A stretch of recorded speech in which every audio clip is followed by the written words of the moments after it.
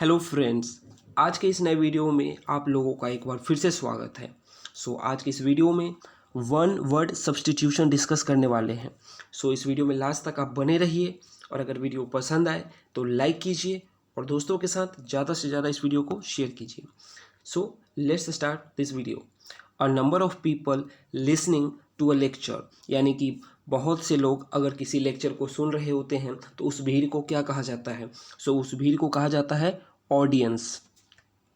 Next है a person who does not believe in God, यानी कि जो भगवान में विश्वास नहीं रखता है, या फिर दूसरे भाषा में कहें तो जो भगवान को नहीं मानता है। ऐसे लोगों को कहा जाता है एथिस्ट। नेक्स्ट है the practice of having two wifes और हस्बैंड्स एट अ टाइम, यानी कि दो वाइफ और दो हस्बैंड एट अ टाइम। तो इस प्रैक्टिस को कहा जाता है बिगैमी या फिर बाइगेमी। आप जो भी प्रोनाउंसिएशन आपको सही लगता है, शायद मेरा प्रोनाउंसिएशन गलत हो, इसे बिगैमी कहते हैं या फिर बाइगेमी कहते हैं। नेक्स्ट है राइटिंग और speaking about the god in a way that shows a lack of respect. इसका क्या मतलब हुआ? तो इसका मतलब है कि आप भगवान के बारे में कुछ आर्टिकल्स या कोई आप पोयम या कुछ भी लिख रहे हैं, या फिर आप ओरली कुछ कह रहे हैं भगवान के बारे में। आपके लिखने और कहने में आप इस तरीके से कह रहे हैं, इस मैनर में कह रहे हैं, जो कि ये शो कर रहा है कि आप भगवान या फिर किसी भी रिलीजन के अगर हम बात कर रहे हैं तो उनके जो वहाँ पे जिनको रिस्पेक्टेड माना जाता है, तो आप उनका डिसरिस्पेक्ट कर रहे हैं। इस प्रैक्टिस को कहा जाता है ब्लास्फेमी। और दोस्तों, अगर आप अभी जो करंट न्यूज़ फॉलो कर रहे होंगे, जो देश विदेश में हो रहा है, अभी पाकिस्तान में बहुत ही बड़े लेवल पे एक प्रोटेस्ट चल रहा है। और फ्रेंड्स, ये सारा प्रोटेस्ट जो है वो ब्लास्फेमी को लेके ही है। अब इस वीडियो में पूरे उस टॉपिक को डिस्कस नहीं किया जा सकता है कि जो प्रोटेस्ट चल रहा है वो फ्रांस के अगेंस्ट चल रहा है और क्यों चल रहा है। तो क्यों का जवाब इस वीडियो में तो डिस्कस नहीं कर सकते हैं दोस्तों। किसी वीडियो में पाकिस्तान के ऊपर ही एक वीडियो आएगा जिसमें कि बताया जाएगा कि पाकिस्तान में क्यों प्रोटेस्ट हो रहा है, पाकिस्तान में लोग फ्रांस के खिलाफ क्यों प्रोटेस्ट कर रहे हैं। मोटा मोटी आप ये जान लीजिए कि वो जो भी प्रोटेस्ट है वो ब्लास्फेमी को ही लेकर है। नेक्स्ट है a person who is specialist in heart disease, यानी कि यहाँ पे पर्सन का मतलब आप ये ना समझ लें कि किसी भी आम आदमी का बात हो रहा है, यहाँ पे डॉक्टर का ही बात हो रहा है। A doctor who is specialist in heart disease, यानी कि हार्ट के डॉक्टर को क्या कहा जाता है? तो दोस्तों, हार्ट के डॉक्टर को कहा जाता है कार्डियोलॉजिस्ट। क्या कहा जाता है? कार्डियोलॉजिस्ट। नेक्स्ट है a person who draw map, यानी कि जो मैप ड्रॉ करता है या बनाता है, तो उसे कहा जाता है कार्टोग्राफर। क्या कहा जाता है? कार्टोग्राफर। नेक्स्ट है समथिंग दैट इज सूटेबल और सेफ टू ईट। सूटेबल और सेफ टू ईट का क्या मतलब हुआ? जो कि हम खा सकते हैं। हम हर चीज़ नहीं खा सकते हैं। अगर कुछ मान लीजिए ख़राब हो गया है तो उस सामान को, उस खाने वाली चीज़ को हम नहीं खाते हैं, हम उसको फेंक देते हैं, हम उसको डस्टबिन में डाल देते हैं या फिर हम उसको बाहर फेंक देते हैं। हम वही खाते हैं जो हमारे लिए सेफ़ हो, सूटेबल हो, जो जब हम खाएं तो उसे हमें नुकसान ना हो। तो वैसे सभी चीज़ों को कहा जाता है एडिबल, यानी कि जो हमारे खाने के योग्य हैं उन्हें हम कहते हैं एडिबल। क्या कहते हैं? Edible. The plants of a particular region, यानी कि किसी एक रीजन के प्लांट्स को क्या कहा जाता है? तो दोस्तों, किसी एक रीजन के प्लांट को कहा जाता है फ्लोरा। अब दोस्तों, ये वर्ड आप जनरली सुनते होंगे जब आप ज्योग्राफी पढ़ते होंगे, वहाँ पे फ्लोरा एंड फौना। तो जब फ्लोरा एंड फौना दोनों को यूज करते हैं तो यानी कि हम कहते हैं कि उस एरिया के पेड़ पौधे और उस एरिया के जानवर की हम बात कर रहे हैं। फौना का मतलब होता है कि उस एरिया के एनिमल्स के बारे में।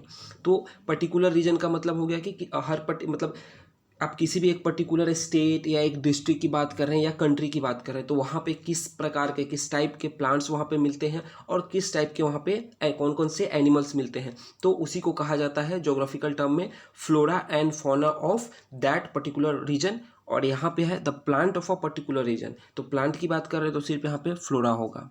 नेक्स्ट है one who has a long experience of any occupation, यानी कि कोई भी इंसान जिसको किसी एक पर्टिकुलर काम का काफ़ी एक लंबा अनुभव हो, तो उसे क्या कहा जाता है? तो ऐसे व्यक्ति को कहा जाता है वेटरन। अब दोस्तों, आप इस टर्म का काफ़ी बार यूज होते हुए देखते होंगे, सुनते होंगे, पढ़ते होंगे, जब हम किसी सैनिक की बात करते हैं जो आर्मी से रिटायर हुआ होता है, वेटरन सोल्जर, या फिर जब हम स्पोर्ट्स में आते हैं तो वहाँ पे वेटरन क्रिकेटर सुनील गावस्कर, यानी कि उनको क्रिकेट का एक लंबा अनुभव है, उन्होंने इतने सालों तक क्रिकेट खेला है। सचिन तेंदुलकर के बारे में बात करते हैं तो उनको हम वेटरन बोलते हैं, यानी कि उनको क्रिकेट का एक लंबा अनुभव है। सो किसी भी फील्ड में, मैंने जस्ट आपको एग्जांपल दिया है, आप कोई सा भी काम कर रहे हैं, किसी भी ऑक्यूपेशन में है, उस ऑक्यूपेशन का अगर आपको लंबा एक्सपीरियंस हो जाता है, आप वो काम पिछले 20, 30, 40, 50 वर्षों से कर रहे हैं, तो वैसे इन लोगों को वेटरन कहा जाता है। नेक्स्ट है government by the religious principle. अब इसका क्या मतलब हुआ कि government by the religious principle. अब दोस्तों, government by the people for the people, जब हम क्या बोलते हैं, जब ये डेफिनेशन हम पढ़ रहे होते हैं तो हम किसके लिए डेफिनेशन पढ़ते हैं? डेमोक्रेसी के लिए। सो डेमोक्रेसी क्या होता है? पहले आप डेमोक्रेसी को समझिए। जहाँ पे जो रूलर होते हैं, यानी कि अपने देश में प्रधानमंत्री, मुख्यमंत्री, जो हमारे एरिया के एमएलए होते हैं, तो जब हम वो हमारे रिप्रेजेंटेटिव होते हैं और वो लोगों द्वारा चुने गए होते हैं और लोगों के लिए ही काम करते हैं। तो जहाँ government by the people for the people होता है तो उसे हम डेमोक्रेसी कहते हैं। सिमिलरली, अगर गवर्नमेंट बाय रिलीजियस प्रिंसिपल, यानी कि कोई देश अगर ऐसा है जहाँ की जो सरकार है वो जिस भी उस अगर मान लीजिए कि कोई कंट्री है, वो एक इस्लामिक कंट्री है, फॉर एग्जांपल XYZ कोई सा भी आप एक कंट्री मान लीजिए जो कि वहाँ पे 99.9% इस्लाम है। सो अगर वो कंट्री कुरान में जो भी वहाँ पे प्रिंसिपल है, उस प्रिंसिपल को मानते हुए वो कंट्री को वो गवर्न कर रहे हैं, चला रहे हैं, देन उस कंट्री को हम थियोक्रेसी कहेंगे। अब जहाँ पे लोगों द्वारा चुना जा रहा है तो वहाँ पे हम क्या कह रहे हैं कि वो डेमोक्रेसी है। तो अगर कोई एक ऐसा देश होगा जहाँ पे कि कोई कॉन्स्टिट्यूशन नहीं होगा, जैसे हमारे यहाँ पे क्या है कि कॉन्स्टिट्यूशन है, सिमिलरली इस दुनिया में जितने भी डेमोक्रेटिक कंट्री हैं, डेमोक्रेसी है जहाँ पे, वो सभी देश कॉन्स्टिट्यूशन के मुताबिक चलते हैं। लेकिन कोई ऐसा देश जो कि अपने धार्मिक किताब, जो वहाँ प्रिंसिपल है, उस प्रिंसिपल के बेसिस पे चले, तो वैसे सरकार को, वैसे देश को हम कहेंगे थियोक्रेसी। नेक्स्ट, अब आगे बढ़ते हैं। A person who is walking in the street not travelling in a vehicle, यानी कि जो सड़क पे चल रहा है, पैदल चल रहा है, पैदल यात्रा कर रहा है, ना कि व्हीकल में, गाड़ी में, तो वैसे लोगों को क्या कहा जाता है? तो वैसे लोगों को कहा जाता है पेडेस्ट्रियन। क्या कहा जाता है? पेडेस्ट्रियन।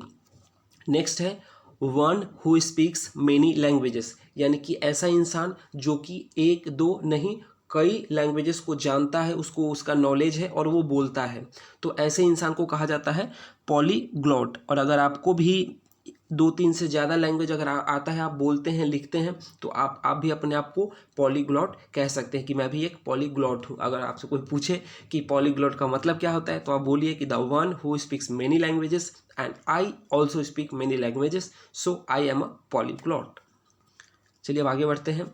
सूटेबल और fit for drinking.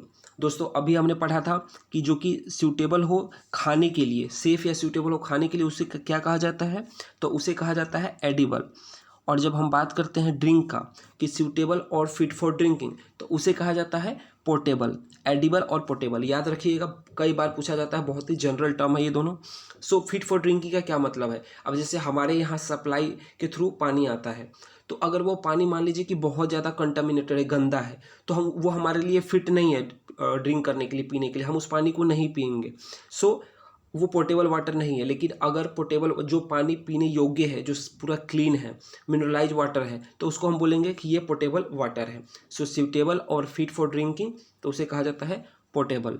A person who looks at the darker side of things, यानी कि इसका मतलब क्या हुआ? डार्कर साइड ऑफ थिंग्स का यहाँ पे मतलब है कि उसके आसपास कोई भी घटना हो रहा है, या पर्टिकुलरली उसके साथ कुछ हुआ है, किसी इंसान के साथ, या कुछ हो रहा है, तो वो उस घटना के नेगेटिव थॉट ला रहा है, मतलब वो सब कुछ बुरा ही सोच रहा है कि ऐसा हो जाएगा, वैसा हो जाएगा। अगर मान लीजिए कि कोई एक स्टूडेंट है, तो वो एग्ज़ाम की तैयारी कर रहा है, बट इसके बावजूद भी वो ऐसा कह रहा है कि मैं फ़ेल हो जाऊंगा, मेरे बहुत ही कम मार्क्स आएंगे, मेरे 90 मार्क्स से कम आएंगे, वगैरह वगैरह, इस तरीके की वो बातें कर रहा है। तो वो उस वैसे लोगों को कहा जाता है पेसिमिस्ट, यानी कि a person who looks at the darker side of things, यानी कि वो हमेशा नेगेटिव ही सोचता है, नेगेटिव थॉट ही अपने माइंड में लाता है, तो वैसे लोगों को कहा जाता है पेसिमिस्ट। और आप लोगों से रिक्वेस्ट है कि आप वैसे लोगों से दूर रहें जो कि हमेशा डार्कर साइड ऑफ थिंग्स के तरफ देखते हैं, क्योंकि अब ऐसे लोगों के साथ अगर आप रहेंगे तो आप भी किसी भी घटना को, किसी भी बात को आप बहुत ही नेगेटिव वे में देखने लगेंगे।